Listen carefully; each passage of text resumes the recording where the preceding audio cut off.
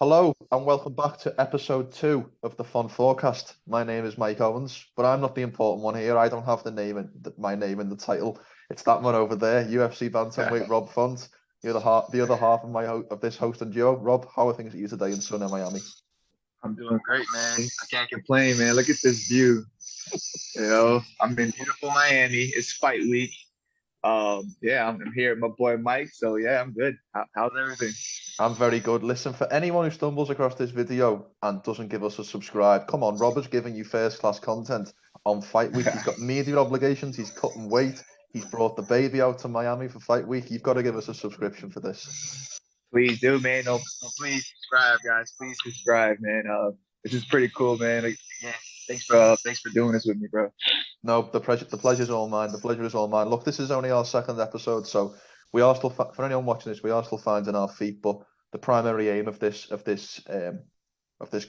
channel, if you like, this podcast that we're doing, is to provide you with a week by week preview of each week's upcoming action in MMA. We obviously started with UFC 287.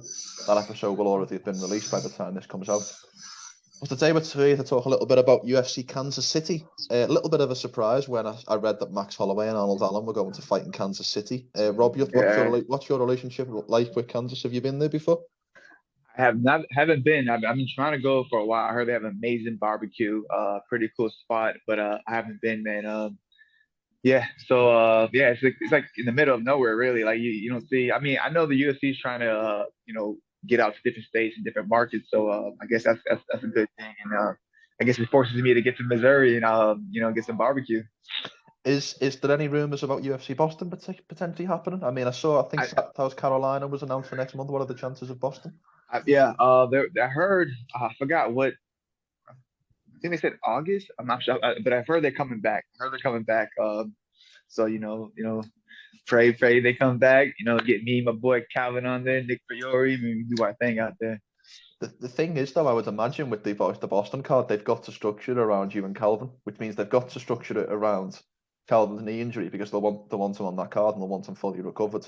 And they've also got Yeah, to see how this fight goes, because if you're in a 3 round war this Saturday afternoon, then you might have an extra 6 months out the cage. So they've got to probably be very careful about booking an arena in Boston and not having the cartel boys ready. yeah. No, it'll be unfortunate for not on that card too, man. So hopefully everything goes smooth.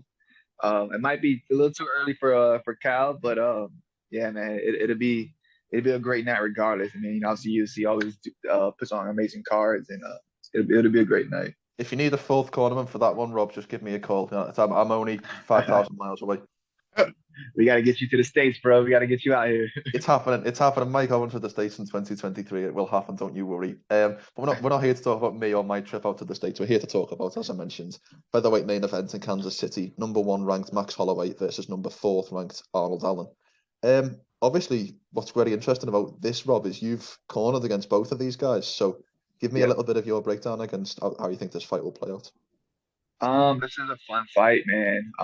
You got Allen on, I believe, a 12 fight win streak. Obviously, you got the legend, Max Holloway. He just coming off another W himself. I had the chance to corner against both of these guys. They're both studs. Unfortunately, my brother Calvin lost to Max in the way he did, and obviously, you saw the injury happen with Arnold Allen. This is a great fight. This is a fun fight. It's an entertaining fight. Um, and it's in Missouri, so it's like it's gonna bring a different type of crowd.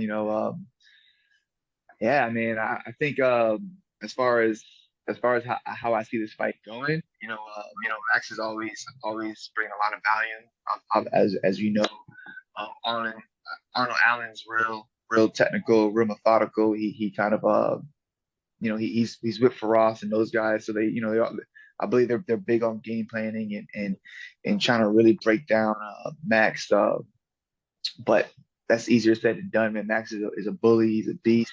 His volume is crazy. I've seen it live. You saw what he did to Frankie Edgar. You saw what he did to Yari Rodriguez. It's impressive how he can put together those numbers and not get tired and make guys miss all at the same time. And then Arnold Allen is again 12 fight win streak. He I would have loved to see how the Calvin Kattar fight would have worked out, but he was looking decent in that fight as well. Um, so yeah, this is gonna be a great fight. It is 100%. What's also interesting, I don't know if you know this, this was planned to be the co-main event of UFC London. So this would have been a Really? completely different dynamic. It would have been 20,000 Englishmen screaming for Arnold Allen, whereas now you would Yeah, presume in Missouri, Max might have the advantage in terms of fan support. I mean, Arnold's a bit of a strange one because he's a little bit of a relatively unknown commodity. A lot of people don't really know about him, and yet he's a yeah, top five contender. yeah. It's crazy. Like top five, like I said, 12 fights in a row. And you don't really know too much about him. He doesn't. It seems like he doesn't fight that often either. You know, he He kind of takes fights his roughly time. about once a year. I think he seems to be one of those fighters who always only fights when he's 100%, like when there's no injuries, when there's no. Yeah, He likes that 12-week camp. I think he's one of those that needs the perfect training camp in order to yeah, get the fight night. yeah. I mean, yeah. And I guess it's smart as far definitely far as like health wise and stuff like that. But it's like especially nowadays with social media and all these fights, like people forget about you real fast. So it's like I understand why not too many people know them. But that's also it makes him dangerous, because you instantly gotta assume Max is gonna just walk through this guy. But if you do your deep dive and you look at his body at work, you kind of realize this is a tough fight. Mm. One of the narratives coming around or being surrounding this fight is Max's lost performance, obviously coming off the title loss to Volkanovski. We've heard a lot of people, a lot of media, a lot of pundits say, "Oh, maybe Max has passed his best, maybe Max has passed his prime." Do you subscribe to that at all, or do you think that's just one showing and people are overestimating that performance? Man, I just think Volky's that good. I just think Volky's that good. You have one of those guys that like he figured out Max. He has his number. Yeah, I think and then you saw what Volk's last fight, so like he's that good. And I think you can't walk like you can't forget about Max, man. The experience he has, the numbers he's put out, the fights he's fought in everybody from Dustin Poirier to Frankie Edgar to Brian Ortega to my brother Calvin Kattar. Like he's fought everybody, so he has that experience. Yeah, no, people are crazy if they're writing off Max. Little bit of a technical difficulty there. If anybody heard the whistling, it wasn't me or Rob. It was the wind on that beautiful balcony in Miami. But we've had to move him inside. We were talking there about obviously Max and obviously the resume that he's got. It's very much a contrast in this fight, Rob, because Arnold's. Who would you say Arnold's best win is? I mean, on paper you might go with Calvin Kattar, but that obviously wasn't a conclusive victory with the way it ended. You could go with Dan Yeah, Hooker, but obviously the cut to 145. So in terms of resumes, as I say, we don't really know how good Arnold Allen is.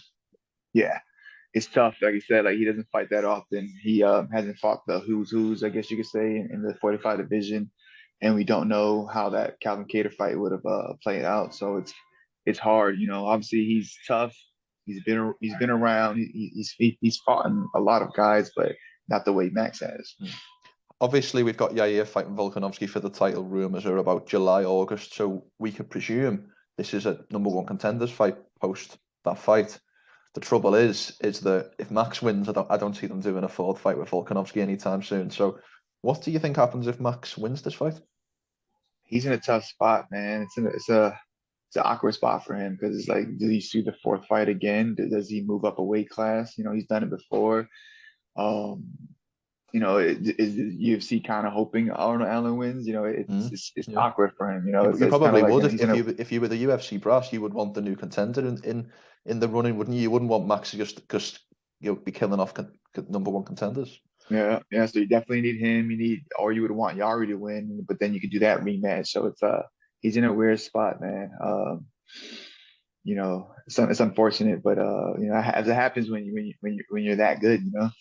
I've got an idea. I'm gonna run an idea by you. So we've got a number one contender at bantamweight who won't fight the champion, and a number one contender at featherweight who won't fight the champion. What about Max Holloway versus Marab? That'll be interesting, man. That'll be an That's interesting an fight. interesting fight. They both have amazing cardio. Max is going to throw a million punches. Marab's going to throw 1,000 takedowns in there, and and see how that plays out. So that could be a good one, man. You're a smart man. No, it is an interesting position the way we've got two divisions, just £10 either side of each other, where we could be in a position where the #1 contender. It's just not the right time for different reasons to fight the champion. It's like it's a very strange position for a division to be in, because for you guys it's like you've got to beat a champion level fighter before you even fight the champion. Yeah, it's crazy. It's you gotta get through some real like tough fights to even get to another tough fight. It's interesting, man. UFC is just flooded with sharks and animals in there, man. Who's your prediction then? Max Holloway versus Arnold Allen. How do you see it playing out, and who do you think gets the win? Man, it's hard for me to pick against Max Holloway. I'm going you know I'm going with decision on this one. I Decision. think I think it's gonna be a close the first 2 rounds. I think Max gets comfortable, figures Arnold Allen out, and just kind of like overwhelms him. I could see something similar to the Yair fight, like 48-47, 49-46, where it's very competitive, but Max just that little bit of veteran savvy, if you like, just gets him through. He just knows how to navigate those positions in 4 and 5 and get the decision. Yeah, just gets it done. Yeah, the same way. I feel like I agree with you on that 100%. It's kind of it's like that's what he does. It's hard. I really feel like the only one that really figured him out is Volk. Mm. It's such an interesting resume, isn't it? Like it almost feels like he had that 12-13 fight win streak right up until the 2 fights with Aldo, and the Ortega fight was the last fight on that win streak, and then he's almost had Dustin Poirier fight. He's almost had the second career post Dustin Poirier fight. You think about it, like it's been 3 fights with Volk, the Calvin fight, the Yair. It's almost been a tale of 2 careers. Yeah, I'm honestly I would like to see him go back to 55 and see how he does, man. I would love to see that. And even that I was actually at that fight in Atlanta. I was helping out my boy Randy Costin, and they fought that night, and it was I was rooting for him too, and like, he looked good. It's just like he just got hit too clean with Dustin Poirier. You can't let that guy get anything off on you, and but I think he'll do fine at 55 and beat a lot of guys too. The trouble with that fight was the volume and the technique was on par, but when Poirier hit Max, he could discipline him, and when Max hit Poirier, he couldn't really push him back in that same way. Poirier could stand his ground a little bit more. So that was the trouble, and that's the trouble that he's going to face against the Gaethjes and the Fizievs and even Oliveira. Real power punches at 155. Yeah. I would love to see him kind of mix it up a little more, get some wrestling in there, man. Like take people down. Imagine you see Max Holloway overwhelming people with punches and taking them down and getting on top and looking for submission. So, but I think he has a lot of options, man. I think he didn't take too much damage as far as like head damage in that last fight. Definitely his legs and body kicks and all that stuff. But I think he walked away pretty decent on the last one, and I'm excited for the next one for sure. Co-main event: Edson Barboza versus Billy Quarantillo. 2 fighters who, in many ways, are in completely different spots in their career. You think about what everything Barboza's done and how much Billy Q's got left in the tank. What would you be prepared to bet that this is fight of the night, Rob? 100%. I think shout out to Billy Q. He's trains in Tampa, trains with the Gracie Tampa, Matt Arroyo, and all those guys. The guy, I hear stories about him and his cardio, and I heard it's like he just doesn't stop. He just came off a big win over Alex Hernandez. Unfortunately, Edson Barboza, I believe, lost 2 in a row. He's looking to get back in the win column. Obviously, everybody knows what Edson Barboza brings. He brings those kicks. He's explosive, big punches, big knees. I just think Billy Q's cardio is going to be a little bit too much for him towards that middle of the second round, third round. It will be a little rough for Billy in that first round. Like, Edson chops everybody up. So you got to expect him to kind of like just land big kicks from the calf to the body and chop him to the head. But I think Billy Q's tough enough to kind of like weather that storm, come forward, look for takedowns, get in his face, elbow, make it dirty, and then I think his cardio will kind of push him through. And I'm going with Billy Q on this one. I think I agree, and I think it's one of those fights where if it was prime for prime Barboza, say 2015-16 Barboza, like the Dariush flying knee KO Barboza versus prime Billy Q now, I think I would favour Barboza. I think it's one of those fights where, because where they're both at in their career, you've got to go Billy Q, but you can't count Barboza out because less than 2 years ago he had that kind of flash KO against Shane Burgos. the kind of the Yeah, stutter KO. So he's still got a lot left that in the was tank. crazy. I forgot about that. That was crazy. You thought like it was like that. It looked like a net shot where like or like a body It was shot where like bizarre. it It was was like an absolutely instant. bizarre. Yeah, I was it was actually, awful. that would have been 3 a.m., 3:30 in the morning, and I was in a party in a friend's house, and we thought that the TV had froze because the way he just stopped, and next minute he was on the floor. It was like we must have missed the KO. Yeah, It was so bizarre to watch. yeah. It was scary, man. I was on nerves for Shane on that one. It was like, what just happened? Like, did he just like he's like it's like a glitch Mm, in a video game. It was nuts. But yeah, that's what Barboza, that's the type of power he brings and punches he brings. But that is just I don't know. I don't see him that happening against Billy Q. I think he can. If he does, he's going to have to be in the first round, yeah. But gets to the second and third round, I think Billy Q's cardio and his tenacity is going to get him that W. Barboza's ranked number 14 in the world. Billy Q's still on ranks. This is a really big fight for Billy Q. This can be his breakthrough moment. Now, there's a lot of skilled guys at featherweight, so I'm not entirely sure how far he can go. Like Calvin versus Billy Q, I think I know who I'm picking. And there's, Giga and all those others. No, but you try and take the bias out, like skill for skill. Calvin's, got a lot of skills over Billy Q in a lot of areas. Um, but nevertheless, this is a really big fight for Billy Q to get to the top of the division. 100%, man. I agree with you 100%. Excited for him. He's representing Tampa too, so definitely I'm riding with him. Of course. We've got to talk about the bantamweight fight on this card as well, because this is a big fight in terms of what could go on in your division. Former opponent number 9, Pedro Munhoz, is back against Chris Gutierrez. Just give me your opinions on this fight and this kind of style matchup. What do you think? Yeah, so unfortunately, I believe it's the last Munoz fight. It was a no contest with Shane O'Malley, and then I believe he lost two before that. So it's been a while since he's been in the win column. Chris has been on a 4-fight win streak. Just knocked out a legend in Frankie Edgar with I believe it was like a knee, right? He hit him with that Yeah, knee, and it was yeah, like yeah. So it was like stepping knee. so he has the momentum. He's doing his thing. He's obviously he's feeling himself right now. Um, my heart wants, obviously Pedro to win. He's a real cool dude. Him and his wife are real chill. I don't know too much about Chris. I have personally never met him. Been watched a couple of his fights. So yeah, this is interesting. I think, man, I really want to see Pedro win this one. I want to see him get back in the win column. He was doing decent at that O'Malley fight for the eye poke and I figured, obviously I knew they wouldn't do a rematch, but I figured he would have got back in a little quicker fighting Yeah. somebody. But he has been out for a while. Amazing ground skills. Unfortunately, he choked me out, or not choked me out, but he He choked must have me. amazing ground skills to choke you out, Rob. Let's be honest. He choked me. He tapped me. So it was like what a. It was unfortunate, but he's tough, man. He's I think he gets a little too trigger happy with stand up. I would love to see him mix it up a little bit more, and because he's an amazing black belt, I'd love to see him get on top and work his ground game. But with that being said, man, I like to see Pedro come back in that win column. I'm going with Pedro on this one. I think when he had I can't quite remember the loss that he had after you. Was it John Dodson, someone like that?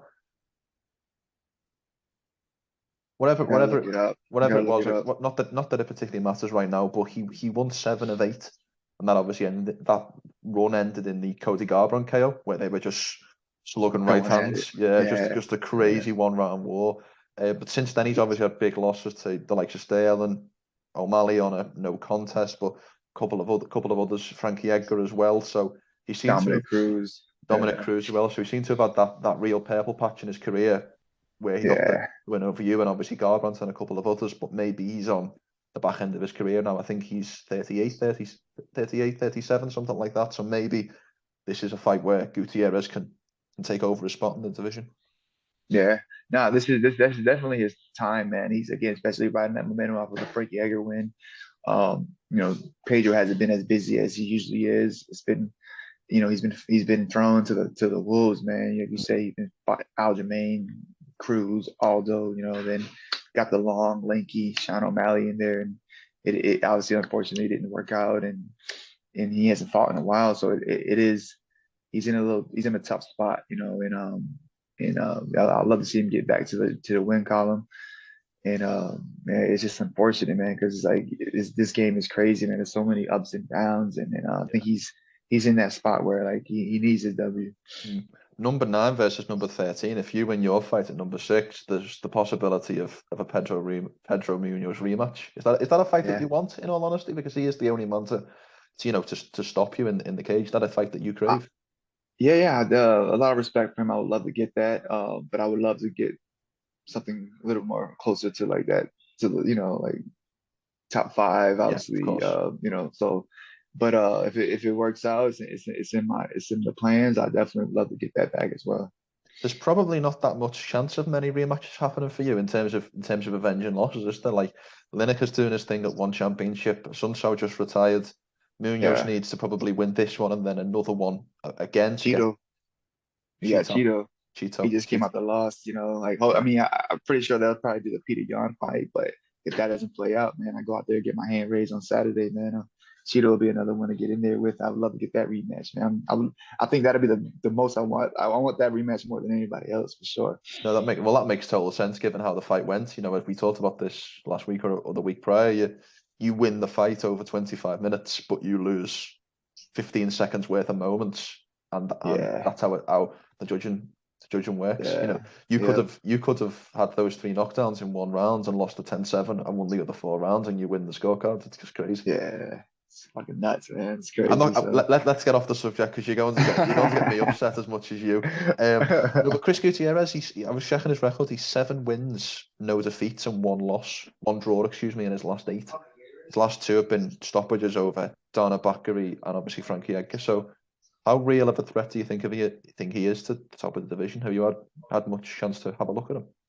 Oh man, like you go out there and spark a legend like Frank Yeager, everybody's noticing. Now this is another one for him to go out there. And if he could do the same thing he did to Frankie, man, he's right there. And then like, I gotta worry about him now. So like, I got my eye on him. He's there, he's dangerous, and he brings it. So definitely he's definitely a threat for sure. Mm. What's also interesting as well is there's now 2 guys in the top 15 of your division from Factory X. There's now Gutierrez and Jonathan Martinez, who are both trained by the same coach, which is I think That's is really that gym's in Colorado, right? I think it's Factory X Muay Thai in Colorado. They've got Anthony Smith. They've got a guy we'll talk about in a second, Brandon Royval. But they've obviously got 2 guys of the top 15 in your division. That shows they're doing well in the lower weight classes. Yeah, they're doing something, man. They're doing something right, man. So we'll see how it plays out. 100%. Listen, the last fight I want to talk about, flyweights, Brandon Royval versus Mateus Nicolau. This is number 4 versus number 5 in the flyweight division. What do you think on this fight? Have you had a chance to watch either of these at all? Honestly, unfortunately, I haven't, man. And I and I guess I feel like I'm cheating the podcast. I didn't do my homework on those guys. I thought we were doing the main card, So like, but I, I I, I gotta just go I with the just thought I'd switch it up because this, as I say, these are yeah, the top 5 fights. So I spoke to Brandon a couple of weeks ago, and he thinks if he gets the win, he gets a world title fight against Brandon Moreno. So it's a big fight. yeah. I mean, yeah. It's unfortunate, man. I haven't really paid attention to his career like that. It's no, no disrespect to him, man. My bad, bro. I just haven't, man. There's It's so my many fault. It's fights to my pay fault. attention. It's all good. It's all good. I thought we were doing the main card, but yeah, man, it's just unfortunate. Okay, well let's switch it up to the main card. Let's go to about the heavyweights. Ion Cutelaba coming up to heavyweight to face Tanner Boser. Is there any way this fight goes 15 minutes, or is someone getting brutally KO'd and maybe So this is Tanner's first time at light heavyweight, right? He usually Oh, it's fights at my heavyweight, mistake. right? No, Tanner's moving down to light heavyweight. It's not heavyweight. It's light Yeah, heavy. yeah, Yeah, you're yeah. right. So Yeah. he's moving down. I want to see how that cut plays, but I think he'll be fine. He's a character. He's from Canada. He's interesting. You know, uh, I can't even pronounce. It's Eon, right? Eon, Eon, how you pronounce his name? Eon, Eon. Eon. Like he's aggressive. He's fun. He's mean. He's all in your face. Like, he likes to get on top. Likes to wrestle a little bit, but you know, I want to see Tanner win this one, man. I really want to see him get out there. I know he's been kind of been up and down at heavyweight and making his debut at light heavyweight. So I'd love to see him get in there and get his hand raised. Ion Cutelaba, what's also interesting is Ion's gone out to train with your good friends in Extreme Couture. Eric Nicksick. So you think about the Yeah. sparring he'll be getting in terms of the likes of Sean Strickland, Chris Curtis, and the like in that division, Brad Tavares, to name a few. That's only going to be able to elevate his game from that kind of really aggressive come forward style into a little bit more of a technician. Yeah, I would love to see the Sean Strickland matches. I would love to see those sparring matches, man. That guy's a psycho, man. Like he spars everybody, man. Have you seen his last clip he put up of him boxing and he got dropped? No, I haven't seen it. Oh man, I'll send it to you, man. That guy is a psycho, man. He was boxing a boxer. I forgot his name, but he gets dropped and gets up like he was like happy about it. He's like, yeah, this is what I needed, man. And, like, oh, I love this type of stuff. Like, it was crazy, man. I would love to see Strickland versus Tanner this sparring match because like it's crazy because like we were just talking about like Strickland doesn't fight like that, but he spars like that. Yeah, but that's really interesting. He actually has he doesn't really have an aggressive style. When he fights, yeah, it's very he's strange. kind of more. He sits back. He's catching. He's really jabbing and being real technical. But then when you see him spar in the gym, it's like a different animal happens. It's like he just comes out and he just throws bombs and he's just going crazy. And it's like he wants to get hit, but then when he fights, he's real technical. You know, so it's really interesting, man. So I'm going to out Eric here because the last time I spoke to Eric, I asked him for his wildest Sean Strickland story. And he said that on the morning of the Alex Pereira weigh-in, so 2 days before he was meant to fight Alex Pereira, Eric couldn't get a hold of him. He wasn't answering his phone. He never turned up to the gym. And he's like, Sean, I'm leaving him voicemail. Sean, we need to cut the weight. Where are you? And finally he gets a call from Sean. He's like, oh, sorry, bro. I was just in the desert having sex with a girl. I 100% believe that. And Eric was just like, okay, but you got to get back now because we need to cut weight for a middleweight title eliminator. Like, yeah, okay, yeah, my bad. Why would you go to the desert? It seems so uncomfortable. He's a wild man. You probably have scorpions running around and shit. Like, like what's he doing, man?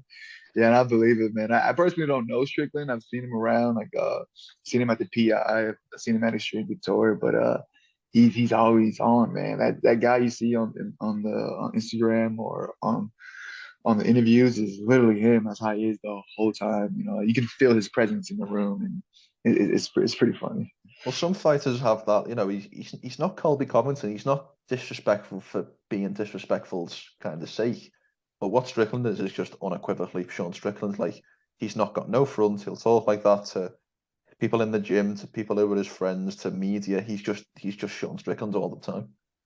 I believe it. I believe it, man. Like that guy I seen on Instagram, on the interviews, the same guy I seen at the PI, same guy I seen at the Extreme, you know, and he's just there, man. You can feel the energy coming from him. Like he just wants to fight. Like he just wants to fight. Like I'm pretty sure he trains, but it seems like he just spars. You know, I'm pretty sure he doesn't roll or it seems like it. You know, like I'm pretty sure he does, but it seems like he just like I always want to come to the gym. I just want to spar. You know, after that I go home and maybe run and do some cardio, some conditioning. But he just like he loves it, man. He loves that back and forth slugfest type of thing in the gym though, which is crazy because he doesn't fight like that. So it's interesting. I would love to sit down and you should probably bring him on and ask him like, what's I haven't got the contact details. You need to sort that out for me, Rob.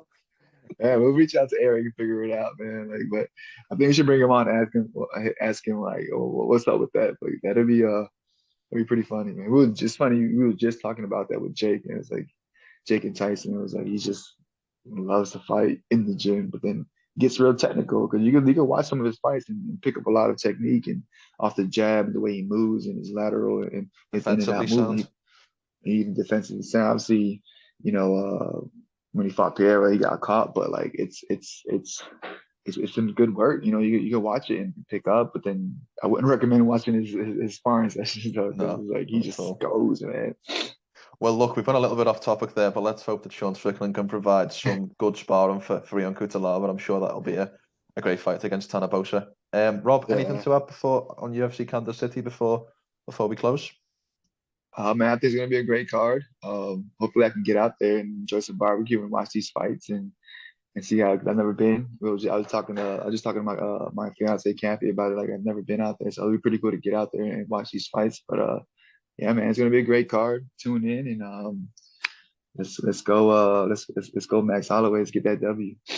Well, as we previously referenced, Rob is in Miami preparing for his massive showdown with Adrian Yanez Saturday night, and if he's not committed to the cause and the fun forecast on fight week, you know, you'll have 20, 30, 40, maybe even 50 interviews to do this week, and you're sparing time for our viewers to watch this show and break down these fights, then that just shows how seriously we're going to take this thing. So please make sure you like, subscribe. If you've got this far, thank you very much. And just please make sure you hit that subscription bell so you know that